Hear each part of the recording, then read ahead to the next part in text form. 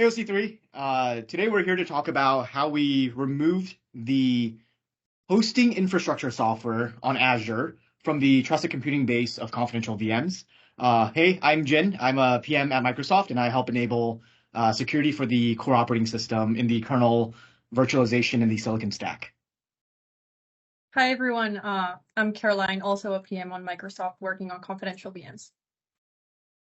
So to really make this presentation more interesting, I want to frame and kind of describe what the cloud is and what is the Azure cloud. And fundamentally, if we distill it down, it is the ability to have a infrastructure provider like Azure to host a bunch of data center servers and provide virtualized environments for tenants. And in this way, customers never have to think about managing and what the underlying hardware is, and they get access to infrastructure VM instances, container instances, and other platform software and services, again, without having to ever think about the underlying hardware. And how does Azure do this? So what really powers all of this virtualization is what we call the Hyper-V virtualization stack.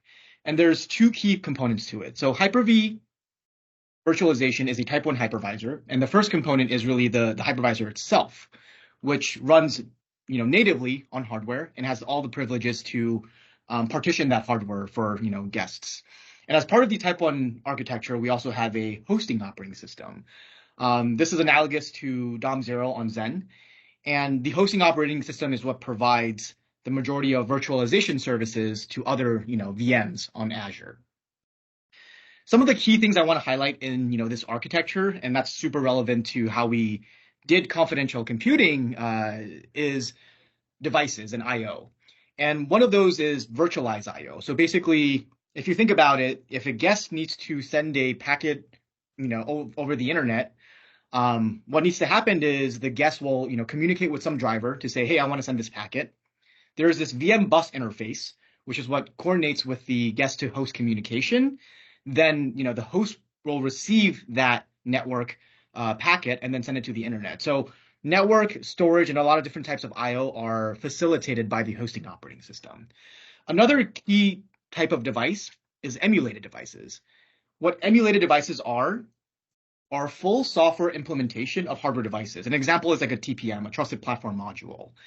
And in this context, we are able to fully provide this capability without the guest having to even realize that it is emulated, so that it can call the same interfaces, pass the same parameters, and we, as the hosting operating system, the software device, will interpret those parameters, perform the appropriate operations, store the right data, and return the right values, and basically provide a full device without having the guest to ever be enlightened that it is running under a virtualized context. So going forward, there's another key thing that Hyper-V provides.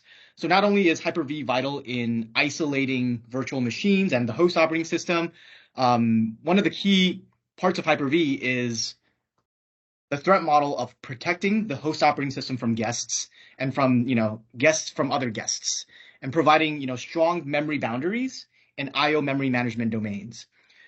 We've extended that concept of protecting and providing these partitions to even within a partition. And this is a technology we called virtualization-based security, or VBS. And what that allows us to do is, even in the same partition, which has the same IOMMU domain contexts, we can have more privileged environments to host even more privileged software. An example of that is like like we said, trusted platform module. We can run that device now in this higher, trust level, what we call virtual trust level, VTL1. The bigger the number, the more trusted they are. And here, basically everything in the traditional operating system in VTL0 no longer has access to this more privileged environment. And in this case, cannot tamper with the secrets that are held within this, emulated TPM. So this was another security feature that we've, conceived. And this is also highly relevant to how we design confidential computing down the line. Lastly, I want to emphasize Azure is the security is first in class for Azure, and that's the first thing we think about. We spend a lot of time hardening the hypervisor, hardening our virtualization stack, hardening the services that run Azure. We also work very closely with our CPU and silicon partners to develop hardware assisted mitigations and defense in depth to ensure that we are always secure with the most up to date modern operating system protection schema. Now, in this modern environment, there are also customers with unique data, confidentiality and isolation requirements, and that's what informed a lot of this new architecture that I'll pass along to Caroline, who's the confidential VM PM, to describe how we've redesigned the virtualization architecture to conform to this new style of virtual machines. Thanks, Jin.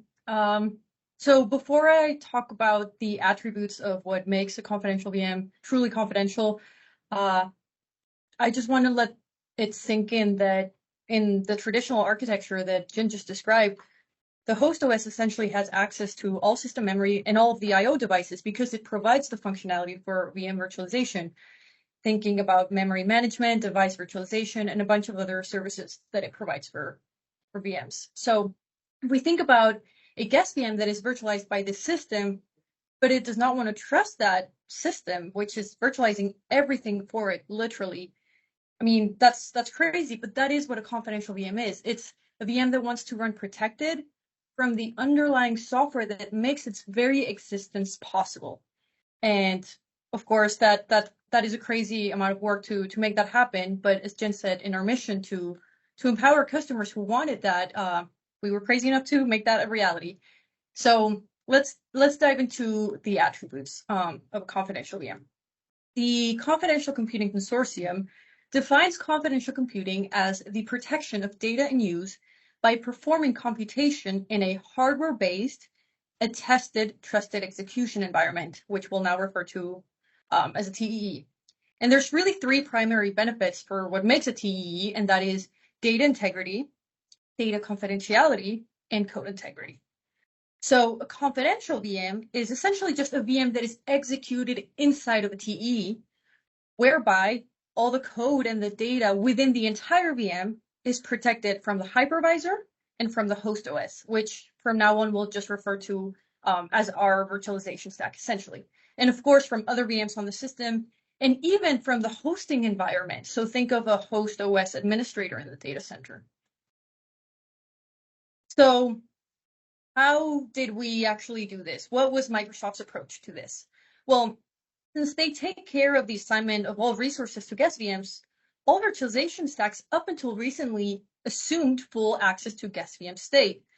But we completely evolved our virtualization stack to break all of those assumptions. And as if that wasn't challenging enough, Microsoft, well, we wanted to achieve this while striving to support running unenlightened guest OSs inside of confidential VMs, because we wanted to empower customers to be able to easily lift and shift existing workloads with little effort. And this was a principle that guided our design choices.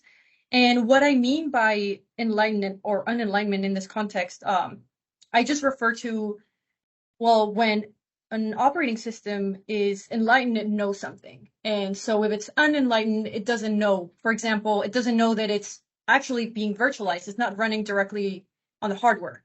And when I talk about being enlightened to referring to confidentiality, I mean, well, a guest OS that is not enlightened to know that it is running inside of a confidential VM. And this is relevant. This is very, very relevant because operating systems were simply not designed with confidentiality in mind. So they need help to be able to run inside of confidential VMs. So we knew that something needed to exist to bridge between the classic operating system architecture and the need for confidential computing. So we created the guest hypervisor to essentially implement all of the TE alignments on behalf of the guest OS so that the guest OS can run mostly unmodified. And this gave us essentially, well, the ability to easily run a guest OS inside of a confidential VM, even across hardware platforms. So you can think of the guest hypervisor as a sort of nested hypervisor because it essentially serves as a bridge for guest to hypervisor and guest to host communications. And well, as Jin mentioned, Microsoft's virtualization stack had this awesome capability called VBS, which essentially lets a VM have layers of software at different privilege levels. And so we extended that capability to allow us to run the guest hypervisor in a more privileged mode than the guest OS in a hardware architecture agnostic manner. So essentially, our approach to confidential VM design was to evolve our stack to protect the VM and leverage different hardware architectures, each of which have different mechanisms in place to enforce this boundary and guarantee the confidential VM's attributes.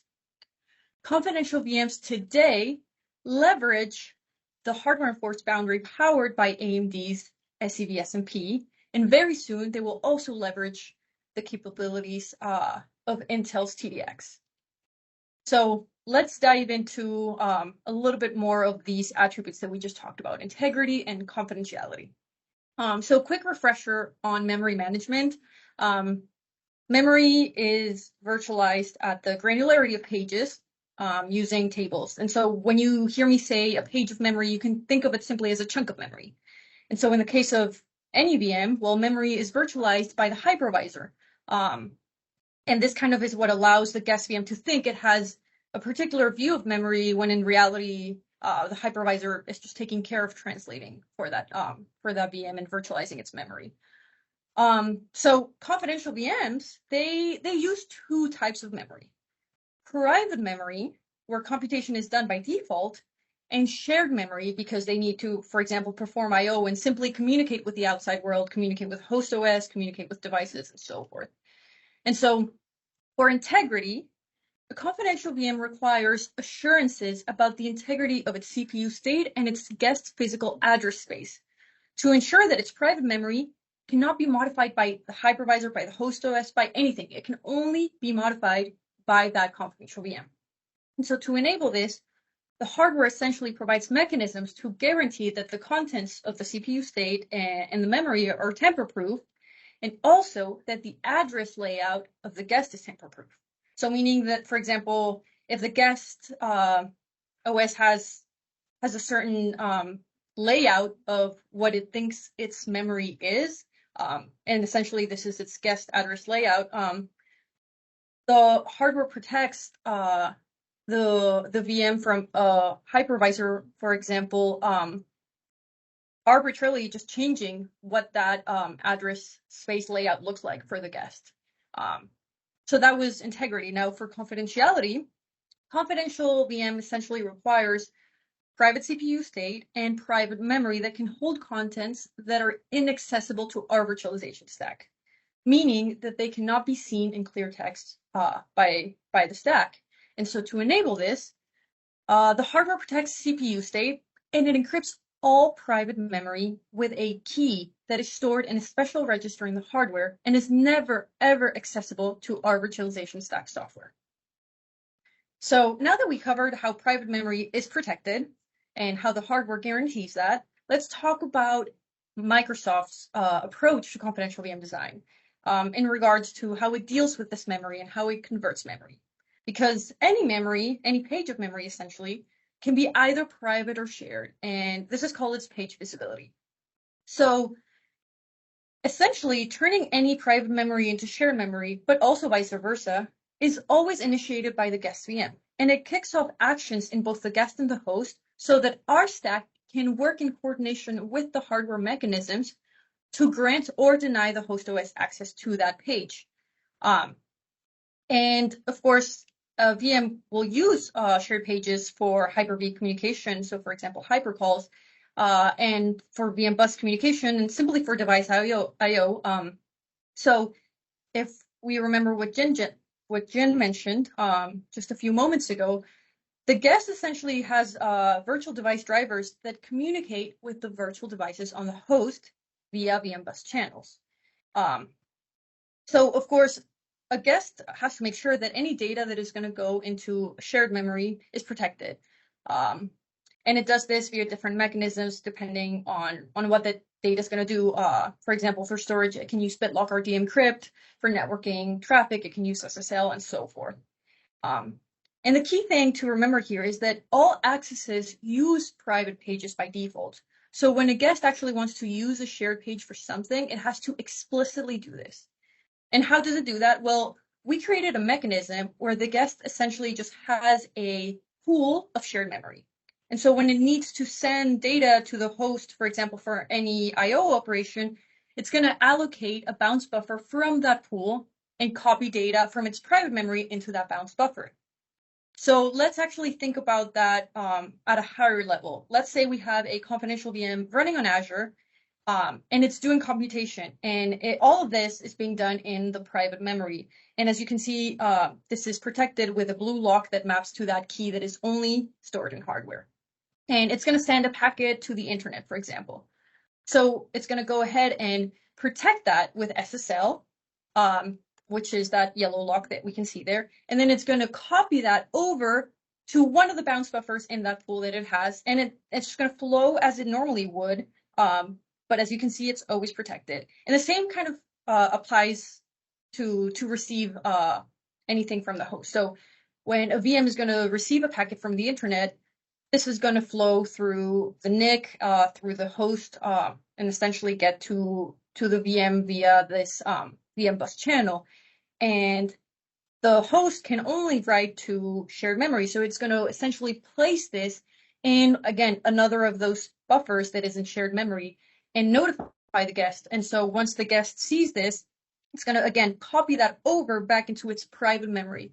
And only once this is copied in its private memory, it's going to remove the SSL protection and continue computation. But as we can see, that piece of data that traveled to the internet and back was always protected. And essentially, of course, the components that needed to manage these memory conversions were the virtual device drivers. So we actually evolved our Windows and our Linux device drivers to enable them to use this mechanism. And we actually didn't just stop there. Since confidential VMs turn the threat model for a VM upside down, we need to do more because, as Jin mentioned, we have always been focused on protecting our virtualization stack from the guest VM. But now we also focus on protecting the guest VM from the virtualization stack. And that means that all the interfaces in the stack essentially become paths for the host to attack the guest. So we needed to harden them. And that's exactly what we did. We analyzed and we hardened these guest virtual device drivers to essentially enforce a defensive model that examines and validates the parameters and the messages that come from the host OS. The last thing I want to mention before we move on to the next topic is one of the strengths of this architecture that we designed for memory conversion, because this is actually dynamic. It's not fixed. So that pool of shared memory that we mentioned can actually grow. It can adapt to the needs of the workload. So the memory that is used by the guest can actually be converted between private and shared as needed to support all of the I/O flows. Moving on to a different topic, let's talk about emulated devices. So as was mentioned, in our host OS, there's emulated devices, and traditionally the hypervisor is responsible for managing a VM CPU state, and it will modify that for the purposes of emulating devices. So in confidential VMs, of course, we already mentioned that CPU state is protected. So, well, that means that at least for confidential VMs, we cannot really use those emulated devices on host anymore. So what now? We could have chosen to simply get rid of emulated devices completely, but again, in trying to achieve our goal of enabling customers to lift and shift as easily as we possibly could, we knew we had to do something else. So we actually evolved our virtualization stack to support a new model of having device emulation operate inside of the guest VM itself instead of on the host OS. So we quite literally moved the emulated devices that were previously on the host OS to the guest hypervisor. And since the guest hypervisor and the guest OS run at different privilege levels, this allows us to essentially implement privilege separated services. So one of the key emulated devices that we're able to provide a confidential VM, thanks to the hypervisor, is the TPM, which is awesome for many reasons, as it can provide a bunch of security services that we won't dive into today. But that's what essentially we're able to do thanks to our hypervisor. Moving on to execution state integrity. So we actually go a little bit above and beyond really the attributes that were listed by the CCC, because we believe that a confidential VM requires assurances about the integrity of its execution state. And so to enable this, the hardware provides mechanisms to guarantee that a confidential VM is not vulnerable to unexpected interrupts or exceptions at random points in time during its execution. Traditionally, the hypervisor emulates the APIC, and it generates emulated interrupts for guest VMs. Well, with confidential VMs, to handle these interrupts in a defensive manner, the guest hypervisor can now do interrupt proxying and validate those interrupts coming from the hypervisor. Also, the hypervisor can take care of a new special exception type that is specific to confidential VMs, and it's generated only by the hardware, not by the hypervisor, and it can do that also on behalf of the guest.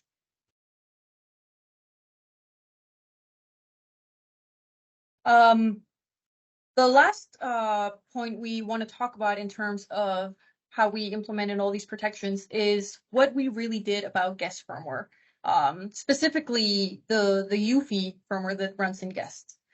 So since the host OS is outside of the trust boundary of confidential VMs, well, a confidential VM cannot really rely only on the host OS to store and provide guest firmware state and guest firmware attributes.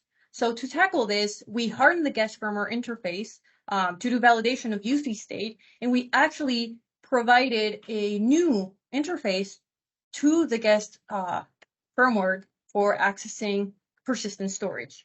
And this persistent storage essentially needs to be inaccessible to the host OS. And we did this through the guest, the virtual machine guest state firmware, which for short we'll just call the VMGS file. So we essentially changed the guest firmware, the UEFI firmware in the guest to actually now use this new interface to get those trusted UEFI attributes from this file instead of from the host OS.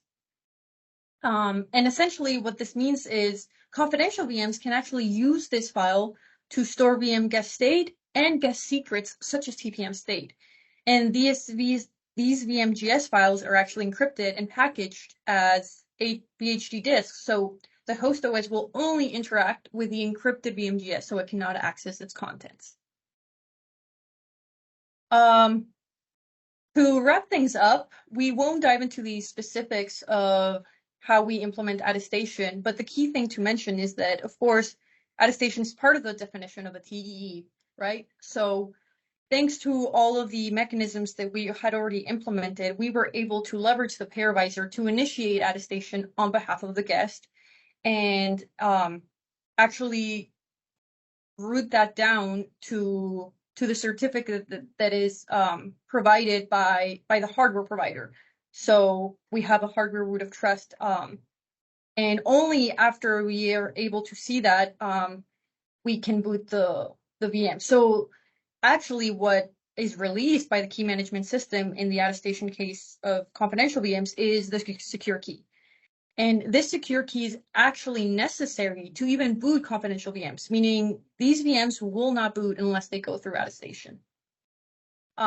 With that, I'll pass it over to Jim. Thanks, Caroline. And just to conclude, I think I want to recognize that we, talked a lot about how crucial this hypervisor is to this modern virtualization stack for confidential compute, and recognize the fact that, transparency is going to be vital going forward to make this, fully utilized, and want to express that we are investigating ways to get there. Lastly, I want to end with our mission. We want to empower our customers and also build our confidential cloud such that we can enable these customers to now lift and shift their workloads easily onto Azure confidential compute. And to do that, we've, have been and will continue to evolve our virtualization stack to enable all these operating systems to continue to easily, become and turn into confidential VMs in the future. There's a lot of topics we, try to dive deep into here that maybe we did not have as much time on. So we also published a blog to kind of dive a lot deeper into a lot of those topics as well. There is a live Q&A to catch, me and Caroline, and feel free to, ask questions on the blog or, just direct us in LinkedIn as well. Thank you guys for your time. Thank you. All right.